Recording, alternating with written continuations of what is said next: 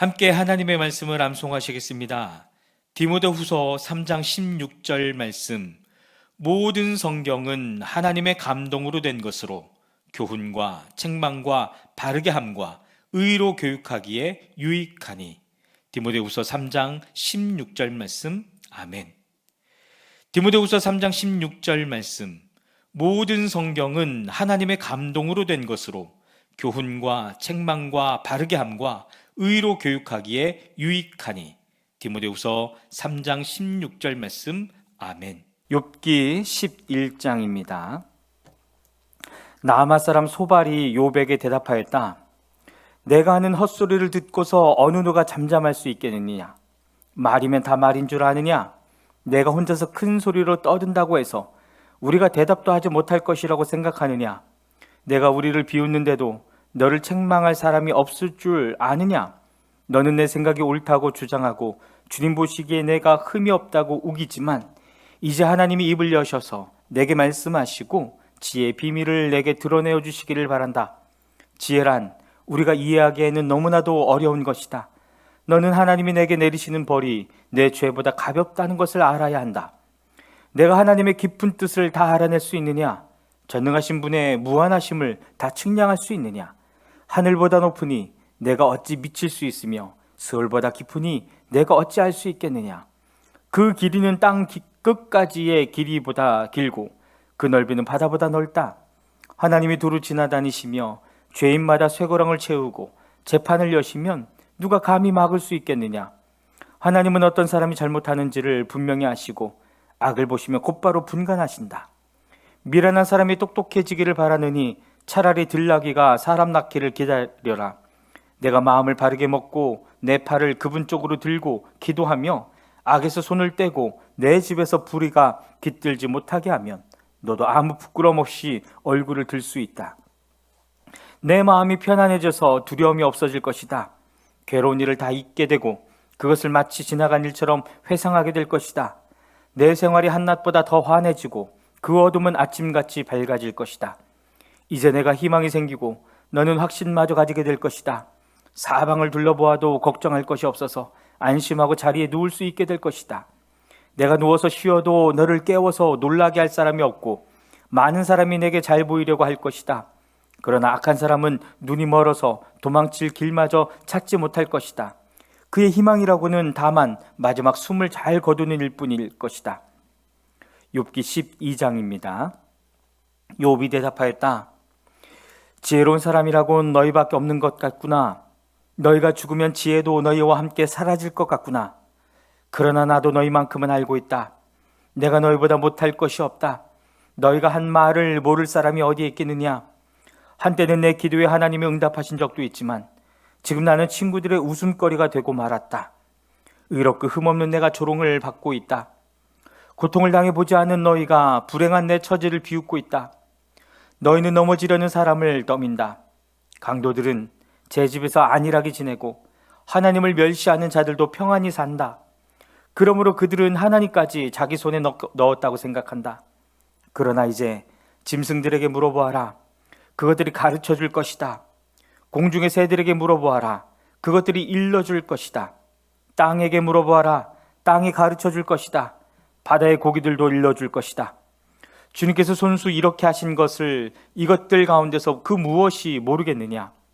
모든 생물의 생명이 하나님의 손 안에 있고 사람의 목숨 또한 모두 그분의 능력 안에 있지 않느냐? 귀가 말을 알아듣지 못하겠느냐? 혀가 음식 맛을 알지 못하겠느냐? 노인네가 지혜가 있느냐? 오래 산 사람이 이해력이 깊으냐?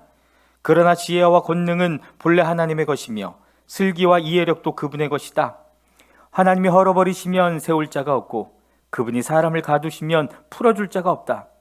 하나님이 물길을 막으시면 땅이 곧 마르고 물길을 터놓으시면 땅을 송두리째 삼킬 것이다.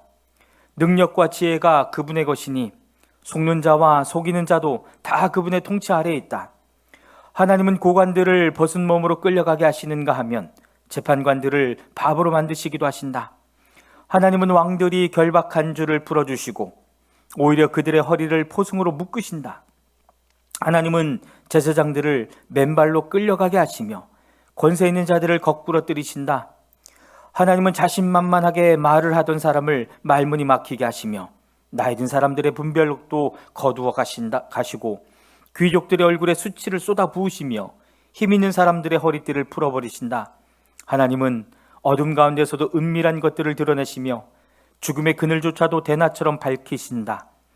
하나님은 민족들을 강하게도 하시고 망하게도 하시고 뻗어나가게도 하시고 흩어버리기도 하신다. 하나님이 이 땅 백성의 지도자들을 어리 빠지게 하셔서 길없는 거친 들에서 방황하게 하신다. 하나님은 그들을 한 가닥 빛도 없는 어둠 속에서 더듬게도 하시며 술 취한 사람처럼 비틀거리게도 하신다. 욥기 13장입니다. 내가 이 모든 것을 내 눈으로 똑똑히 보고 내 귀로 다 들어서 안다. 너희는 아는 것만큼은 나도 알고 있으니 내가 너희보다 못할 것이 없다. 그러나 나는 전능하신 분께 말씀드리고 싶고 하나님께 내 마음을 다 털어놓고 싶다. 너희는 무식을 거짓말로 때우는 사람들이다. 너희는 모두가 돌팔이 의사나 다름없다. 입이라도 좀 다물고 있으면 너희의 무식이 탄로 나지는 않을 것이다. 너희는 내 항변도 좀 들어보아라. 내가 내 사정을 호소하는 동안 귀를 좀 기울여 주어라. 너희는 왜 허튼 소리를 하느냐? 너희는 하나님을 위하다는 것을 빌미삼아 알맹이도 없는 말을 하느냐? 법정에서 하나님을 변호할 셈이냐? 하나님을 변호하려고 논쟁을 할 셈이냐? 하나님이 너희를 자세히 조사하셔도 좋겠느냐? 너희가 사람을 속이듯 그렇게 그분을 속일 수 있을 것 같으냐? 거짓말로 나를 고발하면 그분께서 너희의 속마음을 여지없이 폭로하실 것이다. 그분의 존엄하심이 너희에게 두려움이 될 것이며 그분에 대한 두려움이 너희를 사로잡을 것이다. 너희의 격언은 한낱 쓸모없는 잡담일 뿐이고 너희의 논쟁은 흙벽에 써놓은 답변에 불과하다. 이제는 좀 입을 다물고 내가 말할 기회를 좀 주어라. 결과가 어찌 되든지 그것은 내가 책임지겠다. 나라고 해서 어찌 이를 악물고 오서라도 내 생명을 스스로 지키려 하지 않겠느냐. 하나님이 나를 죽이려고 하셔도 나로서는 잃을 것이 없다. 그러나 내 사정만은 그분께 아뢰겠다. 적어도 이렇게 하는 것이 내게는 구원을 얻는 길이 될 것이다. 사악한 자는 그분 앞에 감히 나서지도 못할 것이다. 너희는 이제 내가 하는 말에 귀를 기울여라. 내가 하는 말을 귀담아 들어라. 나를 좀 보아라. 나는 이제 말할 준비가 되어 있다. 내게는 내가 죄가 없다는 확신이 있다. 하나님, 나를 고발하시겠습니까? 그러면 나는 조용히 입을 다물고 죽을 각오를 하고 있겠습니다. 내가 하나님께 바라는 것은 두 가지밖에 없습니다. 그것을 들어주시면 내가 주님을 피하지 않겠습니다. 나를 치시는 그 손을 거두어 주시고 제발 내가 이렇게 두려워 떨지 않게 해주십시오. 하나님, 하나님께서 먼저 말씀하시면 내가 대답하겠습니다. 그렇지 않으시면 내가 먼저 말씀드리게 해주시고 주님께서 내게 대답해 주십시오. 내가 지은 죄가 무엇입니까? 내가 무슨 잘못을 저질렀습니까? 내가 어떤 범죄에 연루되어 있습니까? 어찌하여 주님께서 나를 피하십니까? 어찌하여 주님께서 나를 원수로 여기십니까? 주님께서는 줄곧 나를 위협하시렵니까? 나는 바람에 날리는 나뭇잎 같을 뿐입니다. 주님께서는 지금 마른 지푸라기 같은 나를 공격하고 계십니다. 주님께서는 지금 내가 어릴 때에 한 일까지도 다 들추어내시면서 나를 고발하십니다. 내 발에 착고를 채우시고 내가 가는 모든 길을 낱낱이 지켜보시며 발바닥 닿는 자국까지 다 조사하고 계십니다. 그래서 저는 썩은 물건과도 같고 좀먹은 의복과도 같습니다. 욥기 14장입니다. 여인에게서 태어난 사람은 그 사는 날이 짧은 데다 그 생애마저 괴로움으로만 가득 차 있습니다. 피었다가 곧 시드는 꽃과 같이 그림자같이 사라져서 멈추어 서지를 못합니다. 주님께서는 이렇게 미비한 것을 눈여겨 살피시겠다는 겁니까? 더욱이 저와 같은 것을 심판대로 데리고 가셔서 심판하시겠다는 겁니까? 그 누가 불결한 것에서 정결한 것이 나오게 할 수 있겠습니까? 아무도 그렇게 할 수 없습니다. 인생을 살아갈 날수는 미리 정해져 있고 그 달수도 주님께서는 다 헤아리고 계십니다. 주님께서는 사람이 더 이상 넘어갈 수 없는 한계를 정하셨습니다. 그러므로 사람에게서 눈을 돌리셔서 그가 숨을 좀 돌리게 하시고 자기가 살 남은 시간을 품꾼만큼이라도 한번 마음껏 살게 해주십시오. 한 그루 나무에도 희망이 있습니다. 찍혀도 다시 움이 돋아나고 그 가지가 끊임없이 자라나고 비록 그 뿌리가 땅속에서 늙어서 그 그루터기가 흙에 묻혀 죽어도 물기운만 들어가면 다시 싹이 나며 새로 심은 듯이 가지를 뻗습니다. 그러나 아무리 힘센 사람이라도 한번 죽으면 사라지게 되어 있고 숨을 거두면 그가 어디에 있는지도 모르게 됩니다. 물이 말라 버린 강처럼 바닥에 드러난 호수처럼 사람도 죽습니다.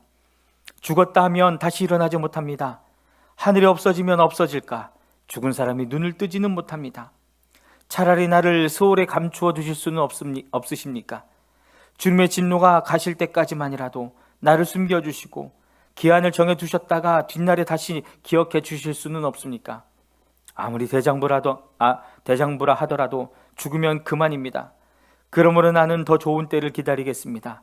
이 고난의 때가 지나가기까지 기다리겠습니다. 그때 주님께서 나를 불러주시면 내가 대답하겠습니다. 주님께서도 손수 지으신 나를 보시고 기뻐하실 것입니다.